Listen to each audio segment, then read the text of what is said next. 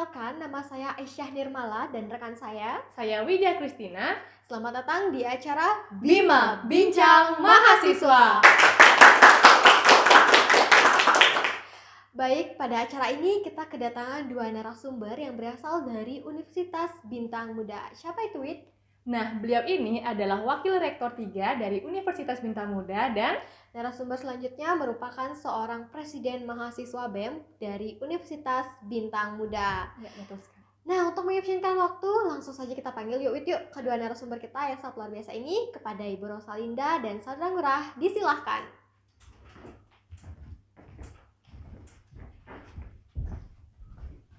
Halo, selamat pagi Ibu dan Saudara Ngurah. Yeah. Pagi. Silakan duduk Ibu dan Saudara Ngurah. Baik, selamat pagi Ibu Rosalinda dan Saudara Ngurah. Selamat pagi. Ibu Rosalinda, bagaimana kabarnya Bu? Baik sekali, terima kasih. Saudara Ngurah, bagaimana? Luar biasa, baik sekali. Baik, luar biasa ya. Terima kasih Ibu Rosalinda dan Saudara Ngurah telah berkenan hadir pada acara Bincang Mahasiswa pada hari ini. Baik, kepada Ibu Rosalinda dan Saudara Ngurah, mungkin penonton di rumah belum tahu nih siapa sih kedua narasumber kita pada hari ini. Kepada Ibu Rosalinda mungkin bisa diperkenalkan terlebih dahulu kepada penonton. Baik, terima kasih. Nah, di sini saya ingin memperkenalkan diri terlebih dahulu. Nama saya Rosalinda Amelia. Di sini saya dipercaya sebagai Wakil Rektor 3 di Universitas Bintang Muda. Kebetulan sekali saya menjabat mulai tahun 2019, jadi secara tidak langsung pada tahun ini saya sudah 3 tahun menjabat sebagai Wakil Rektor 3. Terima kasih. Baik, terima kasih Bu Rosalinda. Oke, itu tadi perkenalan dari Bu Rosalinda, dan sekarang mungkin dari Saudara Ngurah bisa diperkenalkan dirinya terlebih dahulu. Baik, sebelumnya perkenalkan, nama saya Ngurah Satya dan di sini saya sebagai Presma dari Universitas Bintang Muda. Dan kebetulan saya sudah hampir 1 tahun menjabat menjadi Presma di Universitas Bintang Muda. Baiklah, itu dia perkenalan dari kedua narasumber kita yang sangat luar biasa.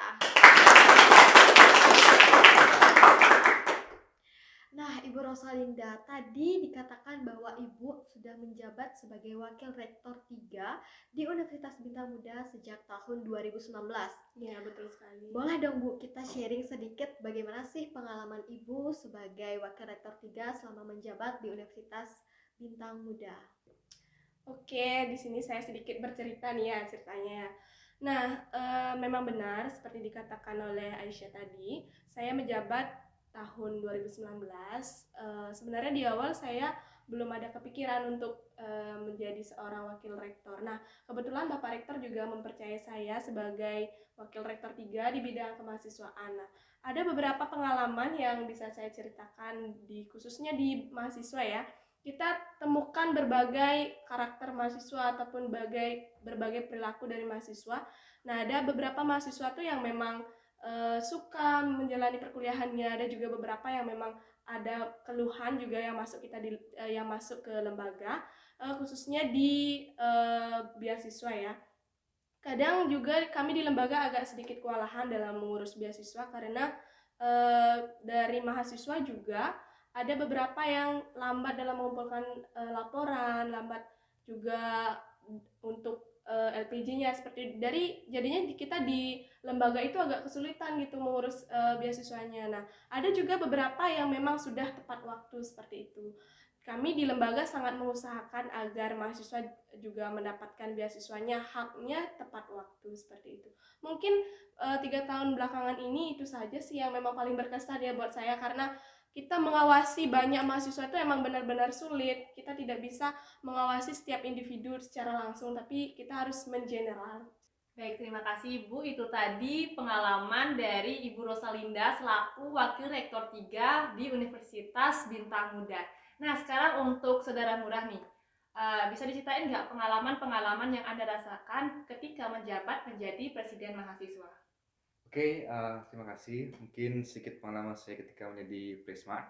Tentunya dalam waktu hampir setahun, banyak sekali pengalaman yang sudah saya dapatkan, baik dalam organisasi maupun antara sosialisasi dengan mahasiswa. Nah, salah satu yang menarik di sini menjadi Presma adalah di mana saya harus memimpin banyak orang yang memiliki berbeda-beda karakter. Tentunya memimpin orang yang memiliki karakter berbeda adalah hal yang sulit, tidak mudah untuk dilakukan. Bagaimana kita mampu memahami orang tersebut, bagaimana kita harus mengajak mereka untuk bekerja bersama-sama dengan kita. Nah, ini merupakan tantangan bagi saya untuk bagaimana pada akhirnya saya mampu untuk mengajak mereka untuk bersama-sama kita kerja di organisasi ini. Mungkin itu aja sih yang menurut saya paling menantang dalam 1 tahun menjabat menjadi Presma. Terima kasih. Baik, itu dia pengalaman Ibu Rosalinda dan Saudara Ngurah yang sangat luar biasa. Mari berikan tepuk tangan.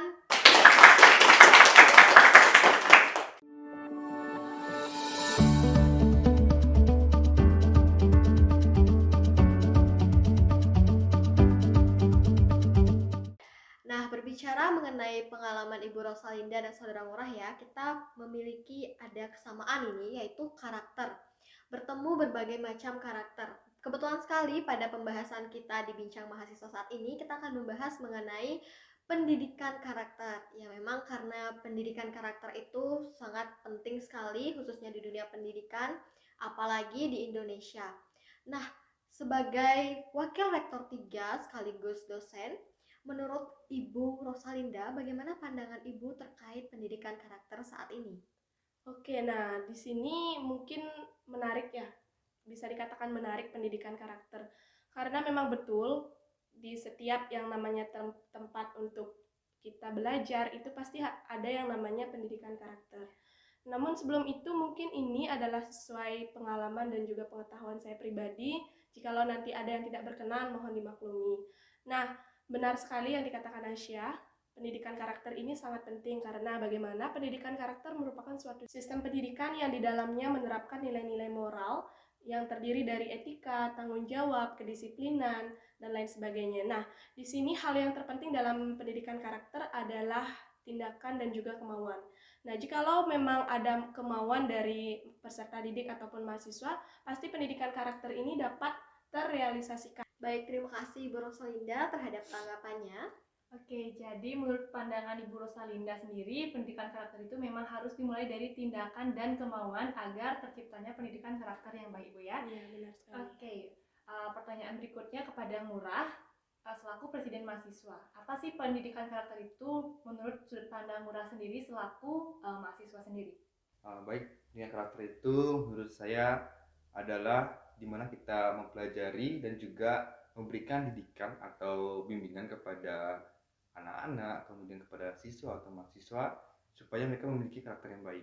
Dan di sini menurut saya ketika pendidikan karakter ini dilakukan ketika masih anak-anak itu kan jauh lebih baik daripada ketika pendidikan ini dilakukan ketika kita sudah berumur seperti saya misalnya, sudah menjadi mahasiswa dan sudah karakter itu sudah terbentuk, itu kan lebih sulit. Jadi pendidikan karakter itu ya tentunya adalah pendidikan yang memang lebih terfokus kepada karakter seseorang. Seperti itu sih menurut saya. Baik, terima kasih Ngurah atas tanggapannya. Baik, itu dia tanggapan dari Ibu Rosalinda dan Saudara Ngurah terkait sudut pandang mengenai pendidikan karakter. Nah, selanjutnya kepada Ibu Rosalinda, saya izin bertanya, Bu. Apa saja kendala yang Ibu hadapi selama menjabat menjadi Wakil Rektor 3 untuk menekankan pendidikan karakter di lingkungan universitas? Oke, sekarang kita berbicara terkait kendala ya. Sebenarnya banyak sekali yang kita temukan kendala-kendala dari dosen untuk mendidik mahasiswa. Nah, yang pertama itu kendalanya adalah mahasiswa itu memiliki rasa percaya diri itu yang rendah. Jadi ketika kita mengajarkan terkait dengan pendidikan karakter, mereka itu sangat tidak, saya bilang tidak ada motivasi dari dirinya untuk menerapkan apa saja yang kita sampaikan kepada mahasiswa. Nah, dengan hal itu maka mahasiswa agak kurang pengetahuannya, bisa dibilang ya, agak kurang juga actionnya dalam menerapkan pendidikan karakter. Nah, untuk kendala yang kedua itu ada pada mahasiswa juga. Kadang mahasiswa itu kurang aktif datang ke pembelajaran, kuliahnya tidak lancar, sehingga itu menyebabkan kita sebagai dosen itu merasa kesulitan dalam kita mendidik mahasiswa itu untuk lebih berkarakter lagi. Nah, ada juga kendala yang lainnya itu adalah ada beberapa mahasiswa yang acuh tidak acuh. Kadang kita sudah berusaha, sangat berusaha, bahkan kita sudah sering mengajarkan terkait dengan hal yang ingin kita ajarkan atau hal yang ingin kita didik kepada mahasiswa, namun mahasiswa itu acuh tak acuh seperti itu. Nah, itu yang menyebabkan mahasiswa itu sebagian besar tuh tidak berkarakter, bisa dibilang ya, kuranglah karakternya kayak gitu. Jadi kita di dosen itu merasa itu hal tersebut sangat berat, sehingga kita antara dosen satu dan yang lainnya itu harus saling benar-benar saling bekerja sama agar mahasiswa dapat melaksanakan apa yang kita harapkan, seperti itu. Baik Bu, berarti kurang action dan sigapnya mahasiswa Bu ya, sehingga dalam menekankan pendidikan karakter ini Ibu selaku wakil rektor agak kesusahan ya Bu ya. Kesulitan. Oke, jadi itu tadi penjelasan Ibu dari sudut pandang dosen mengenai kendala-kendala yang dialami dalam menerapkan pendidikan karakter. Dan sekarang saya ingin bertanya kepada Ngurah, selaku presiden mahasiswa, ada nggak sih kendala-kendala yang dihadapi dalam menekankan atau menerapkan pendidikan karakter ini di lingkungan mahasiswa?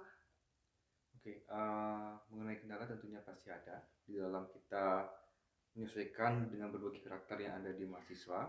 Namun yang terpenting adalah bagaimana kita bisa membuka diri untuk menerima semua karakter yang ada. Karena bagaimanapun juga karakter orang itu memang itulah ciri khasnya dia. Bagaimana dia dididik selama ini, bagaimana orang tuanya, bagaimana lingkungannya memperlakukan dia, itulah yang menunjukkan karakter dia.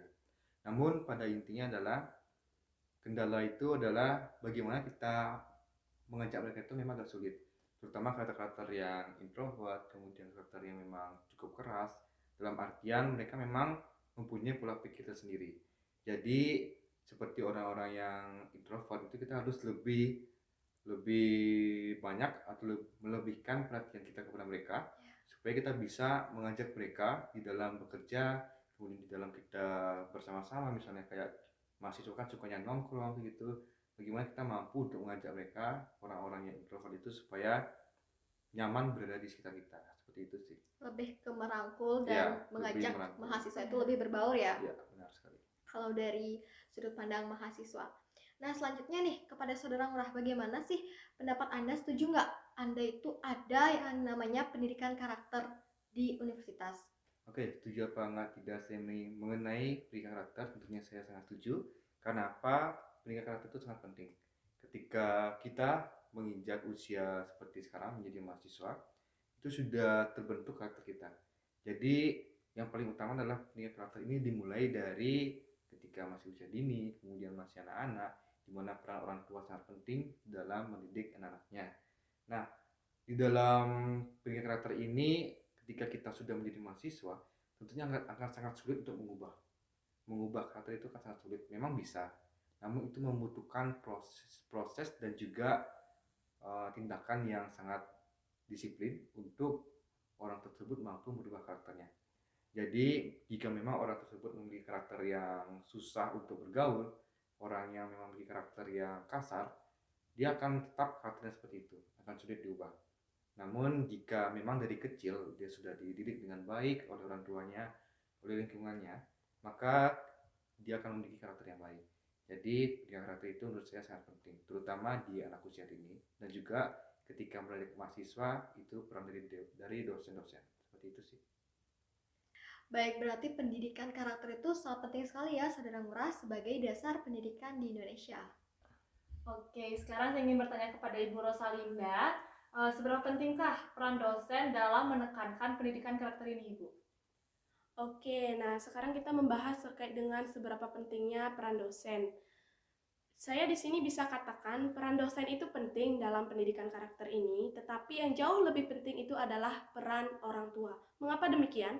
Karena yang lebih banyak berinteraksi dengan peserta didik ataupun mahasiswa itu secara langsung adalah orang tua mereka sendiri. Jadi dalam kehidupan mereka sehari-hari yang lebih dapat mengajarkan atau lebih dapat memberikan contoh itu adalah orang tua. Dengan demikian, memang benar peran dosen itu penting itu ketika berada di kampus atau di lingkungan pembelajaran seperti itu. Nah, di sini saya tekankan peran dosen itu ada 5 yang paling penting, yaitu mengajar, mendidik, melatih, mengawasi, serta menilai. Kelima hal ini merupakan poin yang sangat penting di dalam pembelajaran di kelas.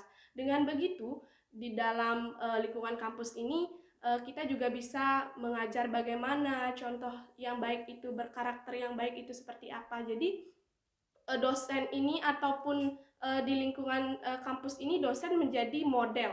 Nah, di sini dosen harus bisa juga berperilaku baik seperti yang tercantum dalam pendidikan karakter, seperti itu, moral dalam pendidikan karakter, seperti kedisiplinan, bagaimana ketika pembelajaran di kelas itu dosen harusnya memberikan contoh yang baik. Ketika pembelajaran harusnya dimulai pukul 8, jadi dosen itu harus tepat waktu. Nah, itu adalah cerminan kita memberikan contoh kepada mahasiswa, seperti itu.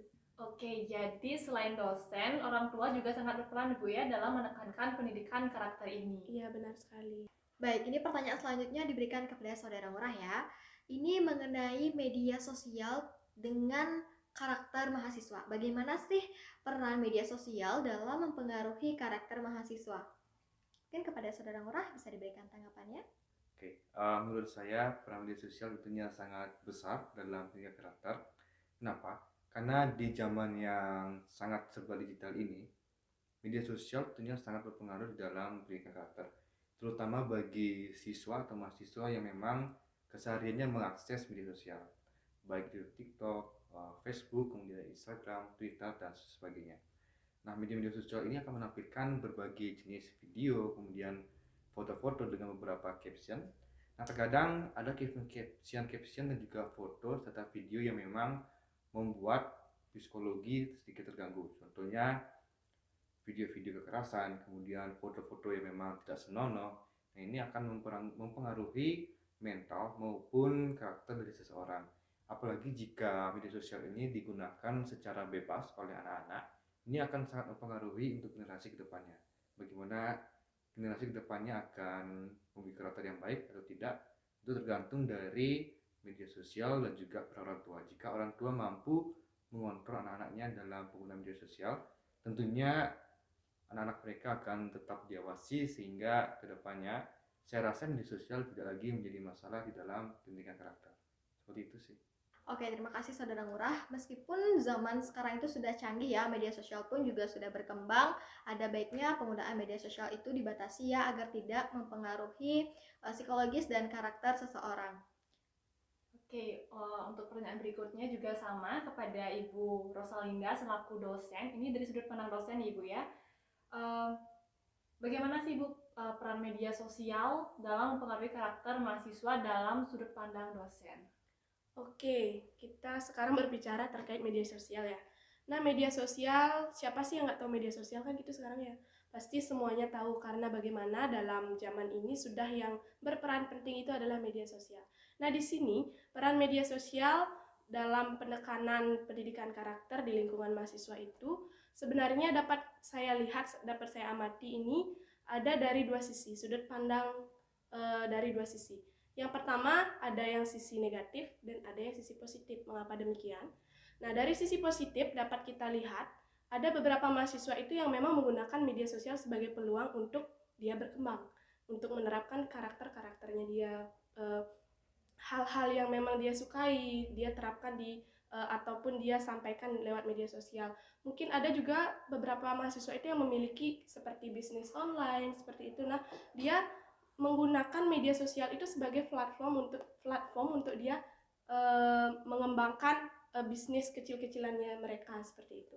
Nah, dari sudut sisi yang negatif dapat kita amati memang benar seperti yang dikatakan oleh Nak Ngurah, mahasiswa itu kadang perilakunya di luar nalar ya, bisa dikatakan ya, karena ada yang bajunya kebuka, mungkin memang benar mereka itu mengeluarkan ekspresinya mereka, tetapi itu kalau kita pandang dari segi karakter memang kurang etis ya dilihat, karena tidak hanya orang dewasa saja yang menikmati media sosial. Seperti yang kita ketahui bersama, yang menikmati media sosial itu ada pula anak-anak yang di bawah umur, seperti itu. Hingga itulah yang menyebabkan anak-anak zaman sekarang yang masih di bawah umur itu mengetahui hal yang seharusnya belum mereka ketahui, seperti itu. Baik, jadi media sosial itu membawa pengaruh positif dan juga negatif terhadap karakter seseorang. Ya. Ibu Rosalinda, tadi kita sudah membahas bersama Saudara Ngurah ya terkait dengan peran media sosial dalam mempengaruhi karakter mahasiswa. Nah, ini ada isu hangat ya Bu ya, mengenai perpeloncoan. Apakah menurut Ibu, dengan adanya perpeloncoan mampu dalam membentuk karakter pendidikan di Indonesia? Oke, benar sekali, memang isunya sangat booming bisa dikatakan ya. Nah, di sini kita sebagai dosen sebenarnya tugas kita itu lebih ke mengawasi ya. Kita lebih memaksimalkan pengawasan kita terhadap mahasiswa, karena juga di lingkungan mahasiswa ini ada yang namanya organisasi. Terkadang dalam suatu organisasi itu yang melakukan yang namanya perpeloncoan. Nah, di sini kita harus mengawasi dengan tegas organisasi-organisasi yang ada di kampus ini. Biasanya faktor yang sangat mendukung terjadinya perpeloncoan ini adalah yaitu faktor balas dendam ya, bisa dikatakan.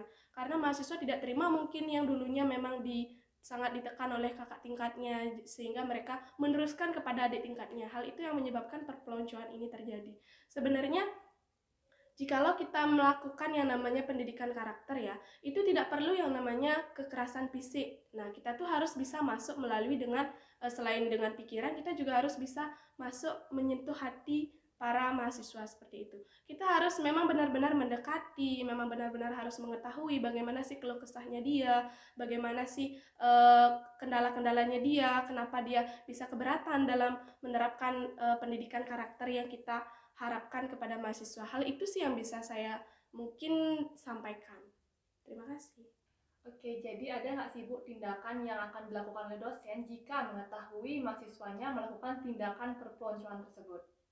Oke, nah terkait permasalahan ini kita sebenarnya di lembaga sudah memiliki aturan ataupun kita sudah menegaskan, kita sempat juga meremukan bersama dengan dosen-dosen yang lain. Ini tindakan yang memang benar-benar harus dipertegas. Karena bagaimana ini menyangkut dengan pasal ya, bisa dibilang ya. Karena kita di dosen itu tidak mau yang namanya ceroboh. Jadi kita ketika melihat kasus seperti ini, kita memberikan ketegasan terhadap pelaku ataupun orang yang melakukan perpeloncoan ini. Jadi kita memberikan peringatan kepada orang tersebut dengan memberikan skorsing mungkin beberapa hari. Jikalau memang itu berat tindakannya, mungkin kita akan berikan pihak yang berwenang untuk menangani permasalahan ini, seperti itu. Baik Ibu, terima kasih atas tanggapannya. Baik, terima kasih Bu Rosalinda dan juga Saudara Ngurah. Ini adalah pertanyaan terakhir ya di penghujung acara. Bagaimana harapan kedepannya kepada Ibu Rosalinda dan juga Saudara Ngurah dalam pendidikan karakter? Oke, siapa dulu nih yang menjawab? Saya? Mungkin bisa Ibu Rosalinda, kemudian Oke. disusul oleh Saudara Oke, nah Ngurah. harapan saya ya sebagai Wakil Rektor 3 khususnya di bidang kemahasiswaan, saya sangat berharap bahwa pendidikan karakter ini memang benar-benar diterapkan di lingkungan mahasiswa khususnya ya. Tetapi yang saya harapkan agar pendidikan yang memang diterapkan itu karakter-karakter yang memang sangat berguna dan memang memiliki tujuan untuk kedepannya. Tidak seperti yang tadi, jangan sampai timbul yang namanya perpeloncoan seperti itu. Saya harapkan agar di kalangan mahasiswa bisa saling mengerti antara karakter satu dengan yang lainnya. Itu saja sih harapan saya. Kalau dari saya sendiri sih tentunya kita sebagai mahasiswa harus bisa menyesuaikan diri, karena kita sudah sebagai mahasiswa sudah dewasa, kita tahu mana yang baik dan mana yang buruk. Jadi tentunya kepada teman-teman mahasiswa lebih baik lagi dalam bersikap, terutama kepada masyarakat. Itu ya sih.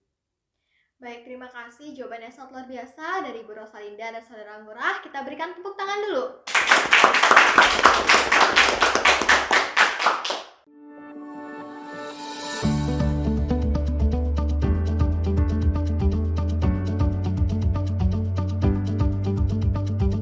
Baik, tidak terasa ya Ibu Rosalinda dan Saudara Ngurah, kita sudah sampai di penghujung acara.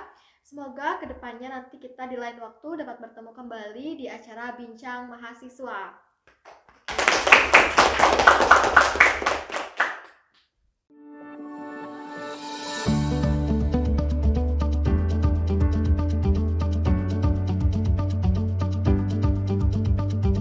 Ya Wid, keren banget ya tadi bincang-bincang kita bersama dua narasumber kita yang sangat luar biasa. Ya betul sekali Aisyah. Dari sana kita tahu ya Wid ya, pendidikan karakter itu penting sekali untuk dasar pendidikan di Indonesia. Ya jadi selain dosen, orang tua dan juga media sosial itu juga sangat berpengaruh terhadap pembentukan karakter seseorang. Nah, selain itu, meskipun zaman kita sudah canggih ya, untuk pembentukan karakter itu bisa dibentuk melalui pola pikir dan dari hati ke hati ya, tidak harus semena-mena melalui tindakan fisik atau kekerasan fisik. Ya, betul sekali. Nah, tak terasa kita sudah berada di penghujung acara. Terima kasih kepada penonton. Semoga kita bisa bertemu di lain kesempatan. Saya Widya, Saya Aisyah, pamit undur diri. Terima kasih. Bye-bye. see you next time.